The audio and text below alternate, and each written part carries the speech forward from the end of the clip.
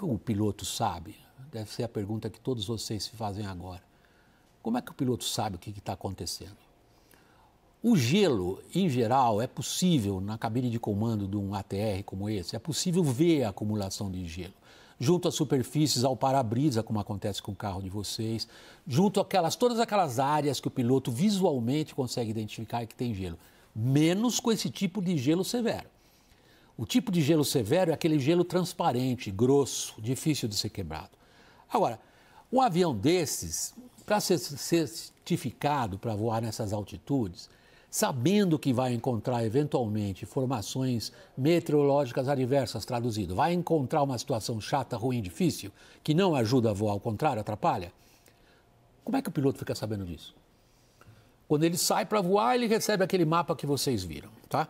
O que ele tem no painel do avião que possa ajudá-lo? Nós trouxemos então para vocês o painel do ATR-72. Tem algumas flechas amarelas, vocês perdoem, está em inglês, mas é em inglês que os pilotos vão encontrar isso. Vocês vão encontrar algumas indicações. Embaixo, bem embaixo da sua tela, à esquerda e à direita, vocês vão encontrar comandos, botões, vai na linguagem leiga, que acionam os sistemas dos quais esse avião dispõe justamente para poder enfrentar essa situação de formação de gelo, ok? Agora, o mais interessante no ATR é o que está acima no painel. Vocês veem ali 3 indicações que são em inglês. As 2 primeiras indicações são em cor amarelada, âmbar, como se diz, que requer ação do piloto. Então, quando a velocidade do avião começa a reduzir, e nessas altitudes e nesse tipo de avião, normalmente o piloto está com o avião no piloto automático. O piloto automático trabalha sozinho nesse sentido e faz tudo que o piloto pede que o piloto automático faça. Por exemplo, manter uma determinada velocidade ou manter uma determinada altitude. Se isso começa a degradar, o piloto recebe esses avisos diante dele. E aí, o que ele faz? Ele tem que sair dessa situação o mais rápido possível. Mesmo um avião como o ATR, ultra bem equipado, certificado para voar nessas condições, tem um limite. Há um momento em que a formação de gelo pode ser tão pesada que ela, de fato, vai tirar as características aerodinâmicas do avião. O avião para de voar, simplesmente. Não estou falando para o público especializado, estou falando para o público aberto. O avião deixa de ser uma aeronave e se transforma num objeto em queda livre, que é o que aconteceu com esse. O que faz o piloto quando ele reconhece uma situação dessas? Ele tem que sair daquele lugar. Sair para cima num avião como o ATR é difícil, porque ali ele estava voando a 17 mil pés, o que a gente chama na viagem na linguagem da aviação a gente chama nível 170. Nesse nível que ele está voando, para cima não dá. Ele está no limite de performance dele. O ATR voa em geral ali 17, 18 mil pés, onde ele gosta. Para cima ele não tem motor para ir. Ele tem que ir para baixo. Aí que vocês vão perceber o que eu falei anteriormente, do que significa a perda de controle porque as superfícies do avião foram negativamente alteradas. É isso que vocês veem nesse vídeo horroroso. É horrível. Para qualquer piloto. Isso é horrível, gente. É horrível. É horrível. Significa que não há controle sobre o avião. E não há nada que deixe um piloto mais angustiado do que achar que ele não tem controle sobre o avião que ele está pilotando. É horrível essa cena. Eu realmente vi ela um monte de vezes hoje. Confesso que cada vez que vejo, me entristece. É horrível, não sei o que dizer. É horrível. Deixa eu voltar. O que acontece então? Vai para baixo, né? Tem 2 vantagens ir para baixo para sair de uma situação dessas. A primeira, ganha velocidade. Então o avião tem menos risco de passar daquele limite, a partir do qual ele perdeu a sustentação e virou ali um objeto caindo em queda livre. E outra vantagem em ir para baixo é que ele vai pegar temperaturas menos frias e a fricção do avião passando pelo ar, outro princípio de física, vai gerar atrito, portanto calor, portanto vai ajudar eventualmente a derreter aquele gelo. Em boa medida o gelo vai embora mesmo, pela velocidade e pelo aumento da fricção e do calor que ele gera nas superfícies do avião. Os gravadores de voo, mais conhecidos como caixas pretas, são sistemas que registram durante o voo os dados que podem ser utilizados após um acidente. Todos os aviões comerciais são equipados com 2 caixas pretas, geralmente na parte de trás da aeronave. O CVR é um gravador que memoriza as conversas, sons e anúncios da cabine dos pilotos. O FDR é um gravador de parâmetros, que guarda até 700 parâmetros por segundo, como altitude, velocidade, temperatura e trajetória. A duração total dos registros é de 2 horas para o CVR e de 25 horas para o FDR. As caixas pretas foram projetadas para proteger todos os dados em caso de queda, incêndio ou afundamento até 6.000 metros de profundidade. Cada uma é equipada com uma boia para ajudar as buscas no mar. Ela transmite um sinal que se propaga na água sob a forma de um impulso por segundo por pelo menos 30 dias. O grande objetivo do CENIPA é trabalhar para a prevenção de acidentes aeronáuticos. E para atingir esse objetivo, então nós trabalhamos também com investigação de acidentes, que é uma fonte de prevenção reativa, e nós também fazemos a formação dos profissionais da área. O CENIPA vai entrar em cena toda vez que houver uma ocorrência aeronáutica. Consideramos ocorrências incidentes, incidentes graves e acidentes. O investigador vai tentar colher indícios, vai ao sítio dos destroços, né, e começar a montar o quebra-cabeça. É lógico que existem alguns eventos que causam uma comoção. É importante ter em mente que esses eventos contribuíram para a melhoria significativa para controle de tráfego aéreo, para infraestrutura aeroportuária, para treinamentos de pilotos, para novas tecnologias. Nós somos o único país da América Latina capaz de fazer esse tipo de obtenção de dados das caixas pretas. Nós temos aqui a nossa salinha de cirurgia, que é onde vai ter esse trabalho microscópico para verificar a parte de recuperação eletrônica. Depois um sincronismo entre aqueles dados de voo e os dados de voz. E por último, o produto final seria quando você casa tudo isso e consegue contemplar numa imagem, numa simulação e consegue ter, chegar o mais próximo possível do que aconteceu naquele evento. O grande objetivo de uma investigação é o voo seguro. É o produto final da investigação, é um relatório. Nesse documento são apontados os fatos, são apontadas hipóteses e para cada fato, hipótese ou fator contribuinte, você busca emitir uma recomendação de segurança, criar uma defesa. A Organização Internacional de Aviação Civil verificou que o Brasil estava em 4º lugar na efetiva implementação de todos os protocolos internacionais. Então, poderia dizer, sem sombra de dúvida, que voar no Brasil é seguro. Olá! O Fábio em Ação mostra os bastidores de uma investigação de acidente aeronáutico. Você vai conhecer as etapas deste processo, que começa com o trabalho dos investigadores no local do acidente e só termina com a divulgação do relatório final, que produz recomendações para toda a comunidade aeronáutica. Veja também as ações da Força Aérea Brasileira para prevenir esse tipo de ocorrência. Uma ocorrência aeronáutica não escolhe dia e nem hora para acontecer. Para investigar acidentes com aeronaves no território brasileiro, a Aeronáutica possui equipes disponíveis 24 horas por dia e uma unidade especializada, o Centro de Investigação e Prevenção de Acidentes Aeronáuticos. Todo acidente aeronáutico deve ser investigado. O Brasil ele é signatário à Organização de Aviação Civil, a Organização Internacional de Aviação Civil, e existe o anexo 13, que é o documento que padroniza todos os procedimentos de investigação, e nesse protocolo internacional prevê que todo acidente aeronáutico seja investigado. Como somos signatários, nós seguimos esse protocolo. O CENIPA mantém 7 unidades estrategicamente distribuídas no território brasileiro, preparadas para atuar em ocorrências aeronáuticas.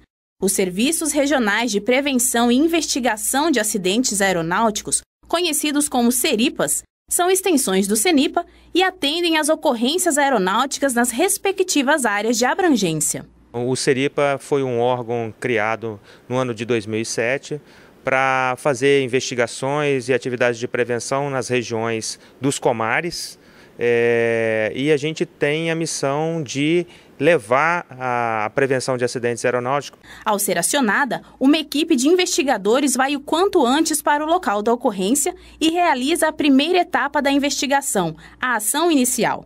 A agilidade é fundamental para que a área seja preservada e as evidências não sejam comprometidas. Nesta fase, é realizada a coleta de dados, indícios e entrevistas com testemunhas e sobreviventes. Em linhas gerais, você tem que tentar colher o máximo possível de evidências, desde fotografar, tentar montar um croquis do que aconteceu, tentar fazer uma coleta de combustível, lubrificante. Por exemplo, numa ocorrência em que você verifique que possa ter um indício de falha do motor, por exemplo, então você pode pegar esse motor ou alguma parte do motor e levar para um laboratório para fazer a análise se aquela aeronave se acidentou com o motor girando, com o motor sem potência. O Major Daniel explica outros dados coletados na ação inicial.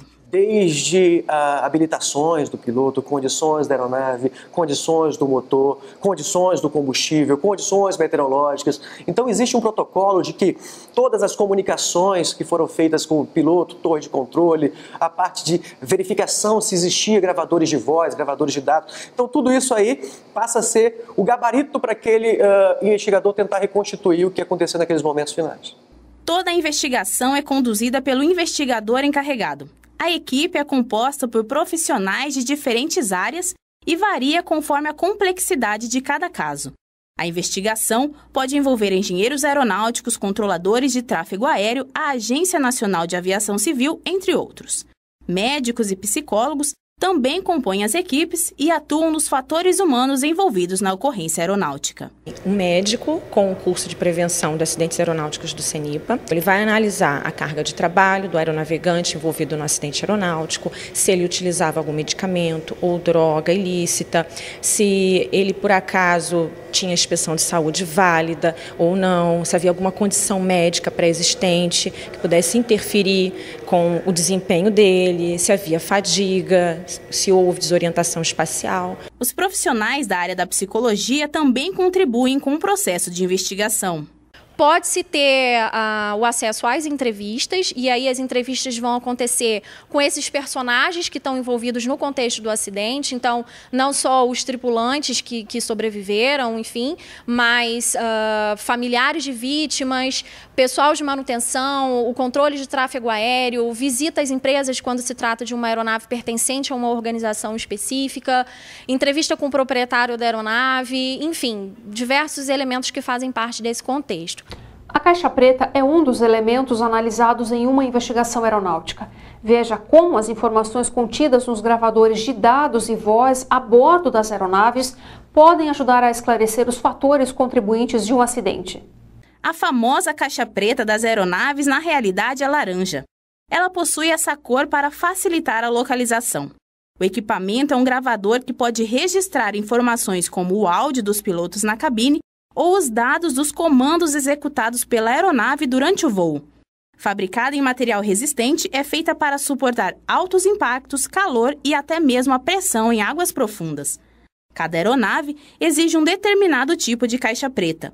A aviação comercial, por exemplo, prevê gravadores de voz e dados a bordo.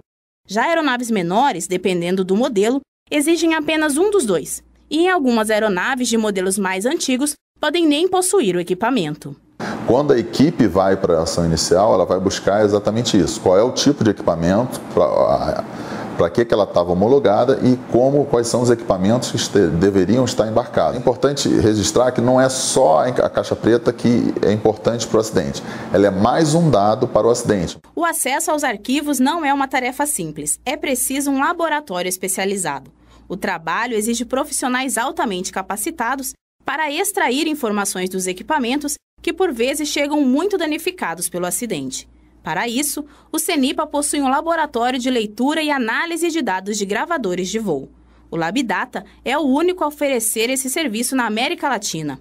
Após o download das informações, o material é repassado ao encarregado da investigação, que pode simular, por meio de softwares, as situações apresentadas pela caixa preta. A partir da reunião das informações relativas à aeronave, à tripulação e às condições em que o voo era realizado, a equipe de investigação elabora o relatório final do acidente.